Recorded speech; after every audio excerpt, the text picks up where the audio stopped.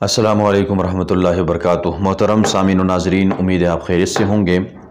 28واں session ہے آج درس قرآن اور خلاصہ قرآن کا۔ 28ویں پارے کا ہم خلاصہ بیان کریں گے۔ سورۃ المجادلہ، اس سورت کے شروع میں قد سمع اللہ قول التی تجادلک فی زوجہا، تو مجادلے کا ذکر تھا، اسی لیے سورت کا نام مجادلہ پڑا۔ سورت کے شروع میں اللہ تعالیٰ زہار کے مسئلے کو بیان کر رہے ہیں۔ حضرت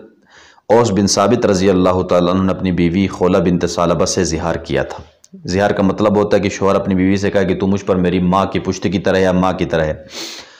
تو اب اس کا حکم نازل نہیں ہوا تھا، بار بار سوال پوچھا اللہ کے نبی سے کہ میرے بارے میں کیا حکم ہے۔ اللہ کے نبی نے فرمایا مجھے لگتا ہے بیوی تیری حرام ہے، لیکن اللہ کا حکم کا انتظار کرو۔ اللہ نے پھر حکم نازل فرمایا کہ کفارہ ادا کرو۔ زہار کا مطلب یہ ہے کہ زہار جب کر لیا تو اس کے بعد شوہر بیوی کے قریب نہیں جا سکتے جب تک کفارہ ادا نہ کرے۔ کفارہ کیا ہے؟ فتحریر رقبہ، غلام آزاد کرے۔ اگر نہیں کر سکتا ہے تو صیام شہرین متتابعین، لگاتار پے در پے 2 مہینے روزے رکھیں۔ اگر یہ بھی نہیں کر سکتا تو اطعام 60 مسکین، 60 مسکینوں کو کھانا کھلائے۔ یہ زہار کے کفارے کا ذکر اللہ نے فرمایا۔ الم تر ان اللہ یعلم ما فی السماوات و ما فی الارض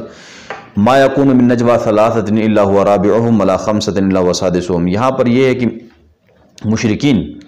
یہودی مسلمانوں کو دیکھ کر سرگوشیاں کرتے تھے تاکہ ان کو تکلیف پہنچے، پریشان ہو کہ ہمارے بارے میں سازش کر رہے ہیں۔ تو یہ چیزیں منافقوں نے بھی شروع کیا، تو ان کی مذمت یہاں پر بیان کی جا رہی ہے۔ اور یا ایھا الذین آمنوا اذا قیل لکم تفصحوا فی المجالس فافصحوا یفصح اللہ لکم کے اندر مجلس کے آداب بیان کیے جا رہے ہیں۔ ایک مرتبہ نبی علیہ السلام بیٹھے ہوئے تھے صفہ کے چبوترے میں، اور لوگ بہت زیادہ تھے، تو کچھ بدری صحابہ آئے، جگہ نہیں تھی، وہ کھڑے رہ گئے۔ تو اللہ کے نبی نے کہا کہ اپنے آپ کو کلوز کرو، جگہ دے دو۔ ان لوگوں نے اپنے آپ کو سمیٹا، لیکن اس کے باوجود بھی جگہ نہیں بنی۔ تو اللہ کے نبی نے کچھ لوگوں کو اٹھایا اور وہ بدری صحابیوں کو بٹھایا۔ تو منافقین نے صحیح واویلا مچایا کہ دیکھو بھائی، محمد نے اپنی مجلس سے لوگوں کو اٹھاتا ہے۔ تو اس پر اللہ نے یہاں پر یہ مجلس کے آداب بیان کیے کہ پہلی بات تو یہ ہے کہ مجلس میں بیٹھنے کے وقت اپنے آپ کو سمیٹ کر بیٹھو تاکہ سب کو جگہ ملے۔ اور اگر نبی کہتا ہے کہ اگر نبی علیہ السلام تمہیں کہے کہ آپ نے اٹھ کے جانا ہے مجلس سے، تو یہ آپ جا سکتے ہیں کیونکہ نبی کو اختیار ہے۔ اور پھر یہ بھی بتا دیا کہ مجلس سے کسی کو نہیں اٹھانا چاہیے۔ اس طرح مختلف آداب بیان کیے یہاں پر۔ یا ایھا الذین آمنوا اذا ناجیتم الرسول فقدموا بین یدی نجواکم صدقہ، یہ نبی علیہ السلام سے بہت سے صحابہ کرام تنہائی میں وقت مانگتے تھے کہ اپنے مسائل معاملات وغیرہ ان نبی علیہ السلام سے ڈسکس کرنے کے لیے۔ تو منافقین نے بھی یہ شروع کر دیا، دیکھا دیکھی۔ تو اللہ نے کہا کہ بھائی جو بھی نبی سے تنہائی میں وقت لے گا تو وقت لینے سے پہلے صدقہ کرے، صدقہ کر کے آئے پھر وقت لے لے۔ تو جب یہ صدقے والا حکم نازل ہوا تو پھر منافقین تو بھاگ گئے صدقے کا نام سن کر، تو پھر کھرے مسلمان رہ گئے۔ تو پھر اللہ تعالیٰ نے اس حکم کو اگلی آیت سے منسوخ کر دیا، لیکن ابتدائی طور پر کچھ وقت کے لیے یہ صدقہ کرنے کا حکم نازل فرمایا تھا۔ دراصل میں نبی علیہ السلام جب مکہ سے ہجرت کر کے مدینہ آئے تو مدینہ میں جتنے بھی یہودیوں کے قبیلے تھے سب سے معاہدات کیے کہ ہم آپس میں نہیں لڑیں گے، مشرکین کفار اگر مدینے پر حملہ کرتے تو ہم مل کر دفاع کریں گے۔ انہوں نے کہا ٹھیک ہے، لیکن بعد میں ان لوگوں نے معاہدے کی خلاف ورزی کی، تیاریاں کی مسلمانوں کے خلاف لڑنے کے لیے۔ تو اس لیے اللہ کے نبی نے جا کر ان سب کو سے ہتھیار وغیرہ چھینا اور پھر ان کو جلائے وطن کیا۔ وہ خیبر میں جا کے آباد ہوئے، فاروق اعظم کے دور میں خیبر سے بھی ان کو جلائے وطن کیا گیا۔ اور تو یہاں پر جو ان سے مال فے ملی، ما افاء اللہ علی رسولہ، کیونکہ بغیر جنگ کے جو مال ملتا ہے کافروں سے اس کو مال فے کہا جاتا ہے۔ اس کے مصارف بتا دیے کہ کہاں کہاں تقسیم کیا جائے گا، اللہ اور اس کے رسول، اور اسی طرح قریبی رشتہ دار، یتیم، مسکین اور مسافروں پہ تقسیم کیا جائے گا، اس کا ذکر ہے۔ اور والذین تبوؤا الدار والایمان من قبلہم یحبون من ہاجر الیہم کے اندر انصار صحابہ کرام کے اللہ نے تعریف بیان کی کہ مہاجرین کی کتنی خدمت کرتے ہیں، کتنا خیال رکھتے ہیں، یعنی اخوت کا حق ادا کر دیا۔ ایک صحابی تھے طلحہ بن حضرت طلحہ انصاری رضی اللہ تعالیٰ عنہ، اس کے بارے میں آتا ہے کہ 2 صحابہ مہاجرین کو اپنے گھر لے کر گئے تھے کھانا کھلانے کے لیے۔ گھر میں کھانا اتنا تھا نہیں، چراغ بجھا کر خود بھی ہاتھ لگاتے رہے کھانے میں تاکہ ان کا پیٹ بھر جائے، وہ پیٹ بھر کر کھانا کھائیں۔ تو اس طرح کی جانثاری دیکھ کر اللہ تعالیٰ نے قرآن کے اندر ان کی تعریف بیان کی۔ اور آگے کمثل الذین من قبلہم قریبا ذاقوا وبال امرہم کے اندر قبیلہ بنو قینقاع جو تھا یہودیوں کا، ان کے ساتھ جو کچھ ہوا، انہوں نے نبی علیہ السلام کو قتل کرنے کی سازش کی، تو اللہ تعالیٰ نے ان کو بھی نبی علیہ السلام کے ہاتھوں سے سزا دی دنیا کے اندر، وہ بھی جلائے وطن کیے گئے وہاں سے۔ اور اسی طرح کمثل شیطان اذ قال للانسان اکفر کے اندر بتا رہے ہیں کہ یہودیوں نے جو منافقین تھے انہوں نے یہودیوں کو کہا کہ بھائی آپ ڈٹے رہنا مسلمانوں کے خلاف، ہم آپ کے ساتھ دیں گے، لیکن عین ٹائم پہ کیا ہو گیا، جب مسلمانوں نے جب یہودیوں پہ چڑھائی کر دی تو منافقین بھاگ گئے، جس طرح شیطان کرتا ہے، بدر کے مقام پر کیا، کافروں کے ساتھ کھڑا ہو گیا میں تمہارے ساتھ ہوں، جب فرشتوں کو دیکھا تو شیطان بھاگ گیا، تو شیطان کی طرح کیا ان منافقین نے بھی۔ اور آگے اسماء حسنہ کا ذکر ہے، اللہ تعالیٰ کے بہترین نام۔ سورۃ الممتحنہ، ممتحنہ یہ اس کے اندر امتحان کا ذکر ہے، جو مکہ سے آنے والی ہجرت کر کے عورتیں، ان کی امتحان لینے کا تذکرہ ہے،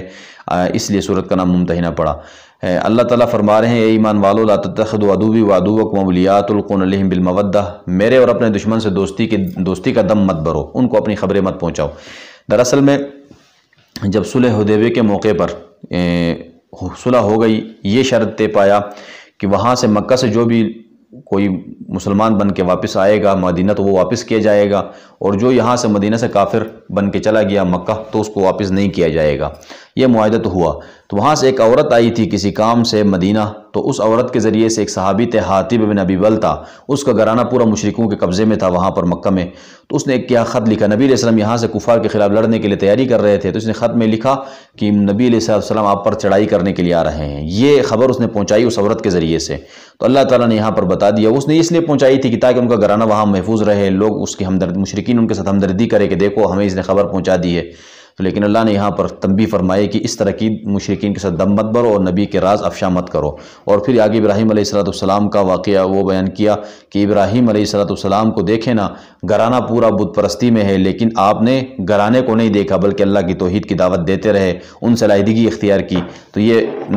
تعریف بیان کی ابراہیم علیہ السلام کی۔ یا ایھا الذین آمنوا اذا جاءکم المؤمنات مہاجرات فامتحنوہن، جب بہت سی عورتیں بھی صلح حدیبیہ کے بعد مدینہ آئی ایمان لے کر، تو مشرکین نے مطالبہ کیا کہ بھائی ہمارا معاہدہ ہوا تھا واپس کرو، تو اللہ نے آیت نازل فرمائی کہ یہ معاہدہ مردوں کے حد تک تھا، عورتوں کے حد میں نہیں ہے، اس لیے کہ عورتیں جب اپنے شوہروں کو چھوڑ کر آئی ہیں اس لیے کہ ان کا وہ کافر ہیں، یہ مسلمان ہیں، مسلمان اور کافر کا نکاح نہیں ہوتا، ان کا نکاح ختم ہو چکا ہے، لہٰذا یہ واپس نہیں کی جائیں گی۔ ہاں نبی علیہ السلام کو بتایا کہ آپ نے ان کی خوب کیا کرنا ہے، جانچ پڑتال کرنی ہے کہ ایسا نہ ہو کسی اور مقصد سے آئے ہیں یا ایمان لے کر آئے ہیں، تو ان سے بیعت بھی کریں، اور بیعت کریں اللہ یشرکن باللہ کہ وہ اللہ کے ساتھ کسی کو شریک نہیں کریں گی، اور ولا یسرقن چوری نہیں کریں گی، ولا یزنین زنا نہیں کریں گی، ولا یقتلن اولادہن اولاد کو قتل نہیں کریں گی، ولا یاتین ببہتان یفترینہ بین ایدیہن وارجلہن اور کسی پر بہتان تراشی نہیں کریں گی اور برے کام نہیں کریں گی، اور ہمیشہ اللہ تعالیٰ سے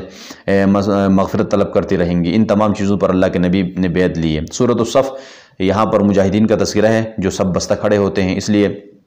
صف نام پڑ گیا۔ دراصل میں صحابہ کرام نے اللہ تعالیٰ سے فرمایا، اللہ کے نبی سے پوچھا یا رسول اللہ صلی اللہ علیہ وسلم اللہ کو کون سا عمل زیادہ پسندیدہ ہے تاکہ ہم اس کے لیے اپنی جان قربان کر دیں، تو اللہ نے یہ آیت سورۃ اتاری، فرمایا کہ اس طرح کی دعوے مت کرو کہ جو بعد میں آپ پورے نہ کر سکو، ہاں یہ کہ اللہ تعالیٰ کو سب سے زیادہ پسندیدہ یہ ہے کہ مسلمان اللہ کے راستے میں سب بستہ کھڑے ہوں جہاد کے لیے سیسہ پلائی ہوئی دیوار کی طرح۔ اور پھر موسیٰ علیہ السلام کا تذکرہ جن کو تکالیف دی گئی، اور اسی طرح عیسیٰ علیہ السلام نے فرمایا میرے دنیا میں آنے کے 3 مقاصد ہیں، انی رسول اللہ، ایک تو میں اللہ کا رسول ہوں تمہاری طرف، دوسرا مصدقا لما بین یدی من التوراۃ، تورات کی تصدیق کرنے آیا ہوں، تیسرا یہ کہ مبشرا برسول یاتی من بعد اسمہ احمد، میرے بعد ایک نبی آئے گا جو آخری نبی ہوگا اس کا نام احمد ہوگا، میں اس کی خوشخبری دینے آیا ہوں۔ اور یریدون لیطفئوا نور اللہ بافواہہم کے اندر مشرکین اسلام کے نور کو مٹانے کی کوشش کر رہے ہیں، اللہ فرما رہے ہیں یہ نور کبھی نہیں مٹے گا، یہ کبھی نہیں بجھے گا، اگرچہ کافروں کو برا لگے، دین اسلام آیا ہے غالب ہونے کے لیے، غالب ہو کر رہے گا اگرچہ مشرکوں کو برا لگے۔ اور آگے اللہ تعالیٰ نے عیسیٰ علیہ السلام کے حواریوں کا تذکرہ فرمایا کہ انہوں نے کیسے عیسیٰ علیہ السلام کی مدد کی۔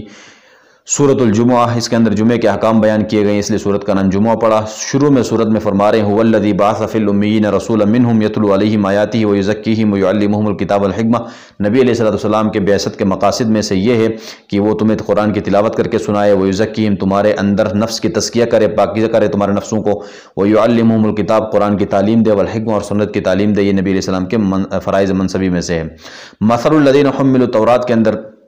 یہود والے کہتے تھے ہم تورات کو مانتے ہیں، لیکن جب نبی علیہ السلام نبی آخر الزمان آئے تو ان کو نہیں مانا، حالانکہ تورات میں نبی علیہ السلام کی ساری نشانیاں موجود تھی، وہ جانتے بھی تھے آخری نبی ہے، پھر بھی نہ مانا ضد کی وجہ سے، تو اللہ نے فرمایا ان کی مثال گدھوں کی ہے، گدھے کے اوپر جتنا بھی کتابیں لاد دو وہ برابر ہے، اس کو سمجھ کچھ نہیں ہے، اسی طرح ان کے پاس بھی علم ہے تورات کا لیکن گدھے کی طرح یہ بھی عمل نہیں کرتے ہیں۔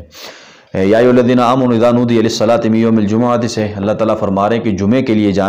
جمعے کے آداب یہ ہیں کہ جب جمعے کی پہلی اذان ہونا، کیونکہ جمعے کی اذان ہو تو اس کے بعد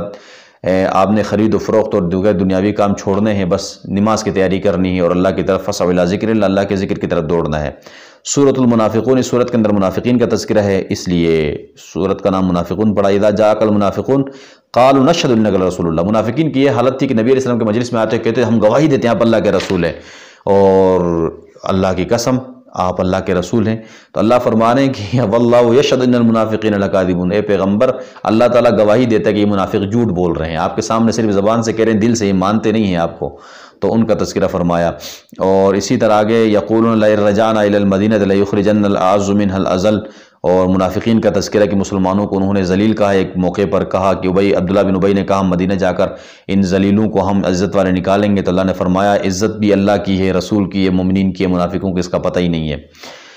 سورۃ التغابن، یوم یجمعکم لیوم الجمع ذالک یوم التغابن کا تذکرہ یہاں پر ہے قیامت کے دن کا، اسی لیے سورت کا نام تغابن پڑا۔ اس سورت کے شروع میں اللہ نے اپنے دلائل بیان کیے کہ هو الذی خلقکم فمنکم کافر ومنکم مومن، اللہ ہی ہے جس نے مثال کے طور پر ہر ایک ضد پیدا کی ہے، سفید پیدا کالا ہے تو کالا کے ساتھ سفید پیدا کیا ہے،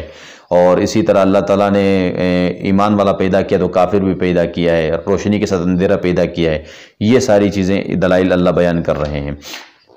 اور اسی طرح زعم الذین کفروا لن یبعثوا، کافروں کا یہ گمان ہے کہ وہ کل قیامت میں اٹھائے نہیں جائیں گے۔ اللہ نے فرمایا قل بلا وربی لتبعثن ثم لتنبؤن بما عملتم، ہم ضرور تمہیں اٹھائیں گے اور تمہیں بتائیں گے جو تم کرتے تھے، تو لہٰذا اس بات کا خیال رکھو۔ اور قیامت کا تذکرہ پھر اس کے بعد ما اصاب من مصیبت الا باذن اللہ کے اندر بتا رہے ہیں کہ جو مصیبتیں آ رہی ہیں کس وجہ سے آتی ہیں۔ دیکھیں مصیبت کسی پر آتی ہے، آزمائش تکالیف بیماریاں آتی ہیں، اس کو مختلف وجوہات ہوتی ہیں، یہ ضروری نہیں کہ گناہوں کی وجہ سے آئے۔ ہم یہ کہتے ہیں کہ یار ہمارے اعمال کی وجہ سے ساری ہم پر مصیبتیں آ رہی ہیں، یہ ضروری نہیں ہے، یا تو اعمال کی وجہ سے آئے گی، یا وہ جو مصیبت آئے گی آپ کے درجات کی بلندی کے لیے تاکہ مزید آپ اللہ کے دین میں آگے بڑھیں۔ تیسرا یہ ہے کہ آپ کے گناہوں کے کفارے کے لیے۔ اب اس کا کیسے پتہ چلے گا؟ اگر مصیبت آنے سے پہلے آپ گناہ کر رہے تھے اور مصیبت آنے کے بعد، بیماری آنے کے بعد آپ گناہ سے بچ گئے، تو اس کا مطلب یہ جو مصیبت اور بیماری اور تکلیف اور آزمائش آئی ہے یہ آپ کے گناہ کے کفارے کے لیے آئی ہے۔ اور اگر پہلے آپ گناہ نہیں کر رہے تھے اور مصیبت اور تکلیف آنے کے بعد بھی آپ گناہ نہیں کر رہے ہیں، تو یہ جو مصیبت اور تکلیف آئی ہے آپ پر، یہ آپ کے درجات کی بلندی کے لیے آئی ہے۔ اور اگر آپ پہلے بھی گناہ کر رہے تھے اور تکلیف آئی، مصیبت آئی اور بیماری آئی چلی گئی، پھر بھی آپ گناہ میں مبتلا ہیں، تو اس کا مطلب ہے یہ اللہ کی طرف سے عذاب ہے اور آپ کے اعمال کی وجہ سے ہے۔ تو یہ بتا دیا انما اموالکم و اولادکم فتنہ، اولاد اور مال یہ فتنہ ہے، پتہ ہے کیونکہ انسان اولاد کے لیے حرام حلال جائز ناجائز کا کوئی فرق نہیں کرتا، بس کماتا ہے کہ میرے اولاد سکون سے رہیں، یہی اولاد جہنم میں جانے کا ذریعہ بن جاتی ہے۔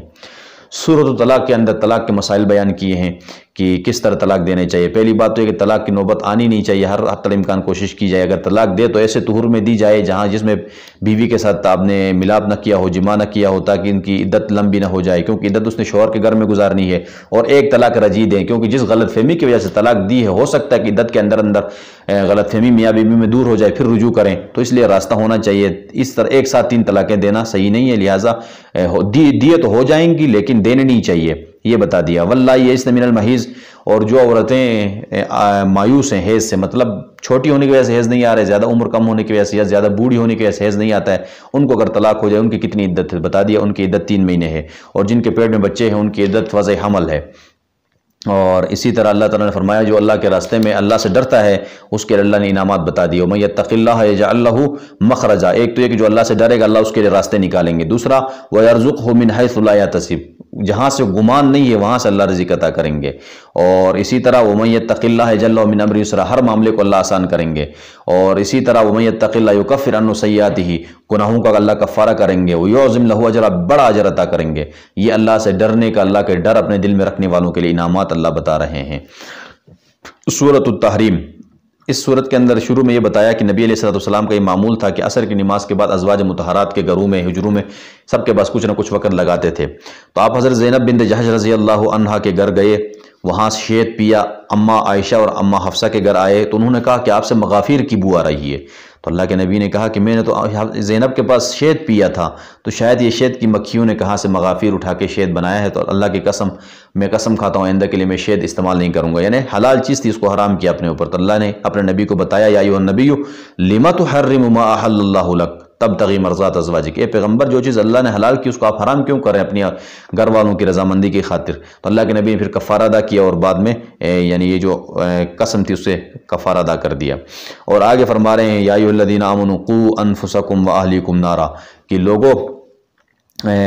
اپنے آپ کو بھی جہنم سے بچاؤ، ایمان والوں اپنے گھر والوں کو بھی۔ सैयदना फारूक आज़म रज़ी अल्लाह अन्हु ने नबी अलैहि सल्लम से पूछा कि या रसूल अल्लाह, हम अपने आप को तो बचाएंगे, घर वालों को कैसे बचाएंगे? अल्लाह के नबी ने फरमाया कि खुद भी नेक अमल करो, घर वालों को भी नेक अमल पर लगाओ। खुद भी गुनाहों से बचो, घर वालों को भी लगाओ गुनाहों पर, तो आप क्या हो जाओगे? जहन्नम से बचाओगे, खुद को भी घर वालों को भी। या अय्युहल्लज़ीना आमनू तूबू इलल्लाहि तौबतन नसूहा, तौबा नसूह करो। तौबा नसूह कहते हैं कि इंसान नदामत के साथ अल्लाह के सामने गिड़गिड़ाकर अपने गुनाहों से तौबा करे, उस पर नदामत भी हो जो गुनाह किया है और आइंदा न करने का अज़म भी हो, तो उसको तौबा नसूह कहते हैं। और इसी तरह ज़रबल्लाहु मसलन लिल्लज़ीना से 4 औरतों का जिक्र फरमाया। नूह अलैहिस्सलाम की बीवी जिसका नाम वागिला था, लूत अलैहिस्सलाम की बीवी जिसका नाम वाहिला था, ये दोनों काफिरा और मुशरिका थी। ये वक्त के नबियों की बीवियां हैं, लेकिन ये क्या हैं? काफिरा हैं। और इसी तरह 2 आगे फ़िरौन की बीवी आसिया और मरियम अलैहिस्सलाम, ये दोनों देखें, ये मोमिन औरतों का तज़किरा। तो ये 2 औरतें काफिर, 2 मुसलमान औरतों का तज़किरा फरमाया अल्लाह ने। तो ये 28वें पारे का खुलासा मुकम्मल हो गया। इंशाअल्लाह 29वें पारे के साथ कल फिर हाजिर होंगे, तब तक के लिए इजाज़त दें। अल्लाह हाफिज़।